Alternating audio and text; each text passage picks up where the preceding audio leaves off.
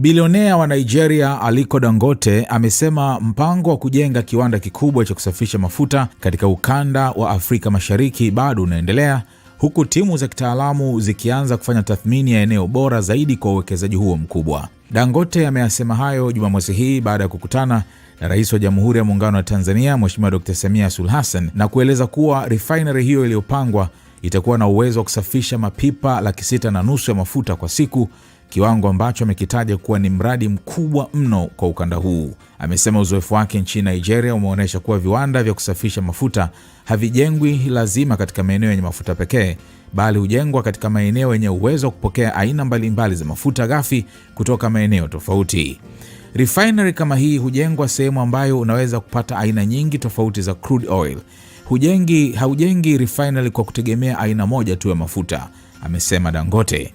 Bilionea huyo ameongeza kuwa bado kuna tafiti na uchambuzi mbalimbali unaopaswa kufanyika kabla ya kuamua eneo rasmi la mradi huo, huku akisisitiza kuwa serikali za Afrika Mashariki zitakuwa sehemu ya umiliki wa refinery hiyo bila kujali itajengwa katika nchi gani. Dangote amesema tayari Tanzania imepewa nafasi ya kuwa sehemu ya umiliki wa mradi huo mkubwa wa nishati. Kwa mujibu wake, timu za kitaalamu kutoka pande husika zimekubaliana kuanza tathmini ya kina ili kubaini eneo linalofaa zaidi kwa mradi huo, na kwamba eneo litakaloonekana litafaa zaidi ndilo litakalochaguliwa kujenga refinery hiyo. Refinery hii itajengwa, Mungu akipenda, uwezekano mkubwa ndani ya mwaka huu, amesema. Mbali na mradi wa refinery, Dangote amesema pia wataangalia uwekezaji katika sekta ya uzalishaji wa umeme kama sehemu ya mipango yao ya uwekezaji katika ukanda huu. Anaposema eneo lipi litafaa zaidi, maeneo mawili so far ndio yanayowania, Tanga pamoja na Mombasa. Kwa hiyo mpaka sasa haijulikani refinery hii itakuwa wapi. Wataalamu ndio watakaoamua kwamba ijengwe Tanga ama ijengwe Mombasa, lakini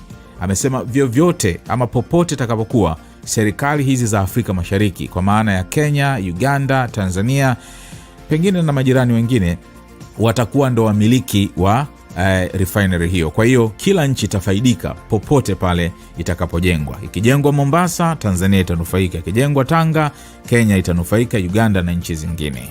About other various investments that covers the refinery, which we are now looking at the best location. This refinery we want to do here is a 650,000 barrels per day. It's a very huge refinery. You know, refinery, just like in Nigeria, we didn't build it where the oil is. We build it where you can now get a lot of different types of crude.